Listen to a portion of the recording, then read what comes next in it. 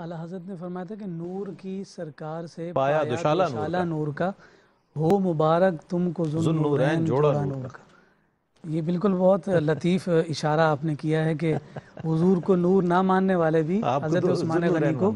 دو نوروں والے کہہ رہے ہوتے ہیں، اور وہ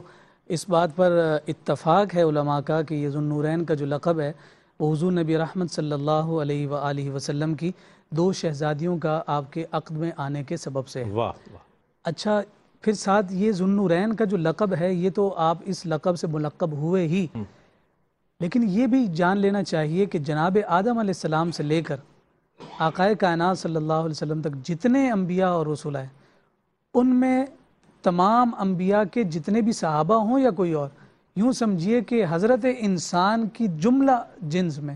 یہ اعزاز روئے زمین پر صرف حضرت عثمان غنی کو حاصل ہے۔ تو یہ ایسی انفرادیت ہے جو کسی کو بھی حاصل نہیں۔ اب ہم کہہ سکتے ہیں کہ جناب یہ بھی سخی ہیں، یہ بھی سخی ہیں، یہ بھی سخی ہیں، یہ بھی باحیا ہیں، یہ بھی باحیا ہیں، یہ بھی دلیر ہیں، یہ بھی دلیر ہیں، یہ بھی دلیر ہیں۔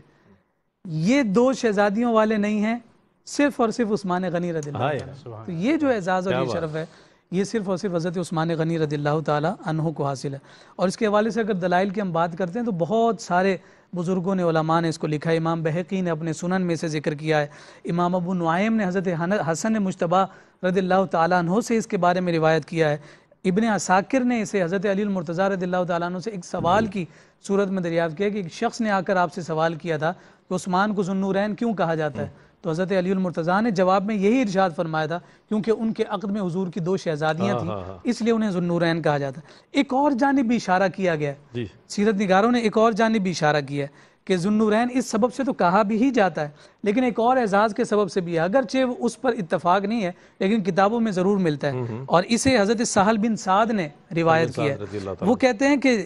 حضرت عثمان کو ذو النورین اس لیے کہا گیا کہ جب جنت میں اللہ رب العزت انہیں ایک محل میں مقام عطا فرمائے گا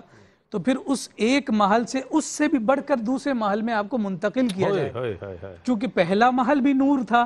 دوسرا محل بھی نور ہے، تو اس سبب سے انہیں ذو النورین کہا جاتا ہے۔ ایک اور روایت میں انہوں نے کہا کہ کل قیامت کے دن اللہ رب العزت ہر ایک کی جانب ایک تجلی رحمت فرمائے گا، سبحان اللہ، لیکن حضرت عثمان غنی رضی اللہ تعالیٰ عنہ وہ ہیں کہ جن کی جانب رب ذوالجلال اپنی رحمت کی تجلیات دو دفعہ فرمائے گا، تو اس سبب سے بھی آپ کو ذو النورین کہا جاتا ہے۔ اور بعض نے اس وجہ سے بھی کہا کہ چونکہ آپ صاحب الہجرتین ہیں، یعنی آپ نے حبشہ کی جانب بھی ہجرت فرمائی ہے، آپ نے مدینہ المنورہ کی جانب بھی ہجرت فرمائی ہے، دونوں ہیں، اور پھر اس میں بھی یہ انفرادیت ہے کہ حضرت لوط علیہ السلام کے بعد آپ ہیں کہ جنہوں نے اہل خانہ کے ساتھ ہجرت فرمائی، تو یہ اعتبار بھی ہے جس وجہ سے آپ کو ذو النورین